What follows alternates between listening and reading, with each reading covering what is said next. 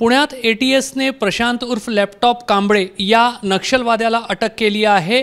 गेले अनेक वर्ष प्रशांत कांबळे जो आहे तो अंडरग्राउंड होता आणि त्याला अटक करण्यामध्ये एटीएसला यश मिळालेलं आहे। आपल्यासोबत याच विषयावर बोलण्यासाठी महाराष्ट्राचे अँटी नक्सल ऑपरेशनचे special IG Sandeep Patil sir आहे। सर, प्रशांत कांबळे हा फक्त शहरी भागातच नव्हे तर एकेकाळी तो जंगलामध्येही सक्रिय होता। त्याची अटक कोणत्या पार्श्वभूमीवर झाली आणि गेले काही वर्ष तो कुठे बेपत्ता होता?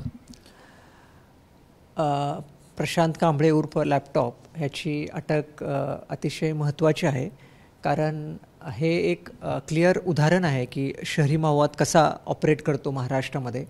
आपण पाहू शकता की पुण्याच्या झोपडपट्टीमधला एक तरुण जो लॅपटॉप आणि कम्प्युटरचं काम करतो तो एका सांस्कृतिक मंचाच्या संपर्कात येतो आणि नंतर तो 2011मध्ये गडचिरोलीच्या जंगलामध्ये केकेडी त्यावेळेचं जे दलम होतं कोरची कुरखेडा आणि दरेकसा दलम यामध्ये भरती होतो। तिथं आर्म्स ट्रेनिंग घेतो। 3-4 वर्ष तो त्या ठिकाणी मिलिटरी कारवाया करतो। गडचिरोली गोंदिया पोलिसांच्या विरुद्ध सहभाग एन्काउंटर्समध्ये घेतो आणि नंतर मग तो काही कारणास्तव पुन्हा त्याला टास्क दिलं जातं आणि तो मग गेले 7-8 वर्ष शहरी भागामध्येही वेगवेगळ्या ठिकाणी काम करतो। मग जे 2021मध्ये central committee member Milind Teltumbde त्यांचं जे चकमक झाली तोपर्यंत तो मिलिंदच्याही टचमध्ये होता। तर कसं शहरातल्या मुलांची माती भडकवली जात आहेत, त्यांना क्रांतीचं माओवादी क्रांतीचं खोटं स्वप्न दाखवून त्यांना असं जंगलामध्ये नेलं जातं। हे म्हणजे गेल्या वर्षी एक विश्वा पेंटर संतोष शेलार त्यालाही एटीएसने अरेस्ट केलेला आहे। आपण पाहिलं असेल राजुऱ्याचा एक ठाकूर होता राजा ठाकूर, तोही 2016मध्ये गडचिरोलीच्या जंगलामध्ये मारला गेला। अशी अनेक मुलं नॉर्मल शहरी भागातून वेगवेगळ्या ज्या आपल्या फ्रंटल ऑर्गनायझेशन्स आहेत त्याच्या इन्फ्लुअन्सखाली येतात आणि मग त्यांना जे लष्करी कार्यच आहे जे आपण म्हणतो की शहरी माओवाद, तर लष्करी कार्यामध्ये रिक्रुटमेंट हे फार महत्त्वाचं लष्करी कार्य आहे की इकडून तरुण भरती करून त्यांना जंगलामध्ये लढायला पाठवणं आणि त्याचबरोबर लॉजिस्टिक सपोर्ट। आणि हा लॅपटॉप आणि कम्प्युटर रिपेअर करण्यात एक्सपर्ट होता, त्यामुळे त्यांचे जे सिनियर कॅडर आहेत किंवा त्यांचं जे टेक्निकल सिस्टम होतं त्यामध्ये तो चांगलं काम करत होता। सर, हे प्रशांत कांबळे असेल किंवा शेलार असेल हे दोघेही एकाच कालावधीत पुण्यातून बेपत्ता झाले होते का आणि मग नंतर सातत्याने हे नक्षलवाद्यांच्या संपर्कात होते का? आणि आता इतक्या त्यांच्या ॲक्टिव्हिटी खास करून प्रशांत कांबळेच्या इतक्यातल्या ॲक्टिव्हिटीज काय होत्या? ॲक्च्युली संतोष शेलार आणि प्रशांत कांबळे हे दोघेही एकाच वेळी गायब झाले होते पुण्यातून आणि मग ते इकडं केकेडी दलममध्ये 2011ला सरप्राईज झाले होते आणि तसं आपल्याकडे त्यांच्या नोंदीही आहेत। मधल्या काळात मी म्हटलं की संतोष शेलार दलममध्येच होता, पण तो 4-5 वर्षापूर्वी तोही त्याच्या प्रकृतीच्या कारणामुळे इकडं तिकडं फिरत होता आणि पुण्यामध्ये त्याला पकडलं गेलं। हा थोडा त्याच्या आधी बाहेर पडला आणि पण हा अजूनही ॲक्टिवली त्याची ओळख लपवून जसं काही आदिवासी मुलांना शिक्षणाचं काम करत होता, डिलिव्हरी बॉय म्हणून काम करत होता, काही NGOसाठी काम करत होता असं आपल्याला आढळलं आणि आपण वारंवार ह्याच्या मागावर होतो। त्यांना आपण सरेंडरसाठीही मेसेजेस पाठवले होते। त्यामुळे हे होतं की जर त्यांनी खरोखर चळवळचं सोडली असते तर आपली आत्मसमर्पण पॉलिसी इतकी चांगली आहे, त्यांनी आत्मसमर्पण करायला होतं, पण तो या कारवायामध्ये ॲक्टिव्हली इन्व्हॉल्व होता आणि शहरी कामकाजाचं जे काम चालू होतं बेसिकली आता ज्या गुन्ह्यामध्ये त्याला अटक केलेलं आहे 2011ला जे वेस्टर्न जो गोल्डन कॉरिडॉर त्यांची जी कमिटी होती त्या कमिटीच्या अनुषंगाने ज्या बैठका होत्या त्यामध्ये खंडणी मागून तिथं फंड गोळा करणं या गुन्ह्यामध्ये त्याला अटक केलेलं आहे एटीएसने आणि 7 दिवसाची पोलीस कस्टडी मिळाली आणि बाकी पुढील चौकशीमध्ये अजून गोष्टी आपल्याला उघड होतील। आपण प्रशांत कांबळेच्या रिसेंट ॲक्टिव्हिटीबद्दल उल्लेख केला की तो पुण्यामध्ये आदिवासी मुलांना शिकवत होता, काही NGO सोबत जोडलेला होता आणि सोबतच डिलिव्हरी बॉय म्हणून रोजगारही करत होता। तर हे किती डोळ्यात अंजन घालणारी घटना आहे।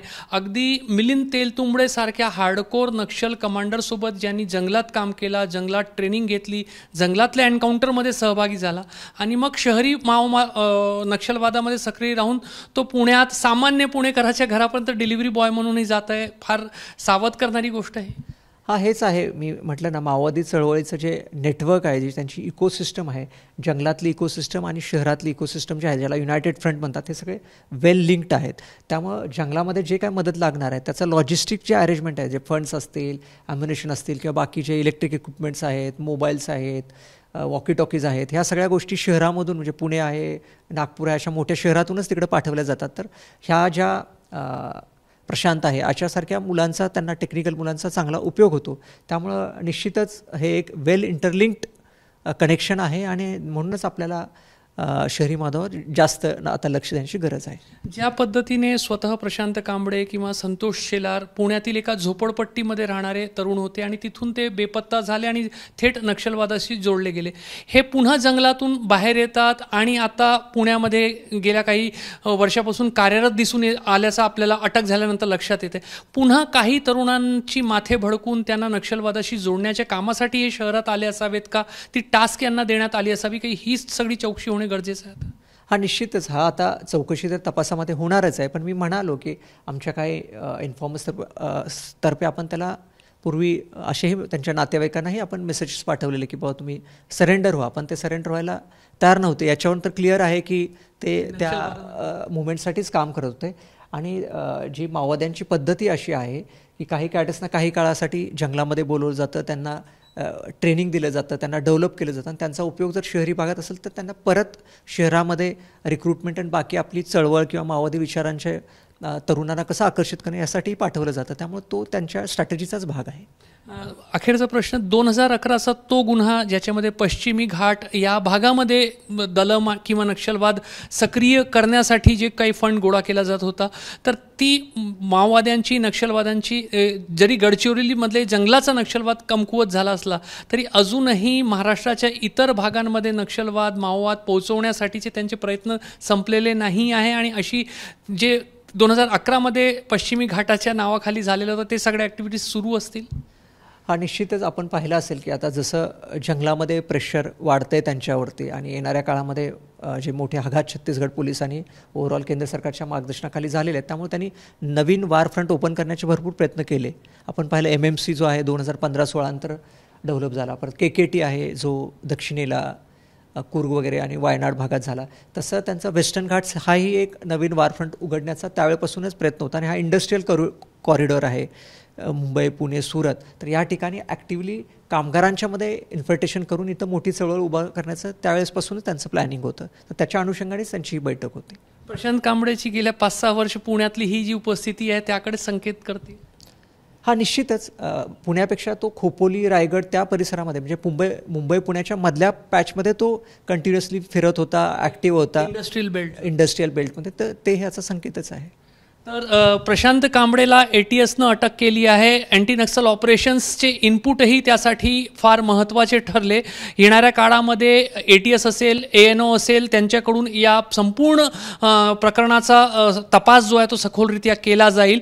मात्र शहरामध्ये कशा पद्धतीने नक्षलवादी वेगवेगळे रूप धरून आणि वेगवेगळ्या संघटनांच्या माध्यमातून कार्यरत आहे, ही एक डोळ्यात अंजन घालणारी घटना जी आहे ती पुण्यातून समोर आली आहे. कॅमेरामॅन अतुल हिरडेसह रजत वसिष्ठ, ABP माझा, नागपूर. ABP माझा, उघडा डोळे बघा नीट.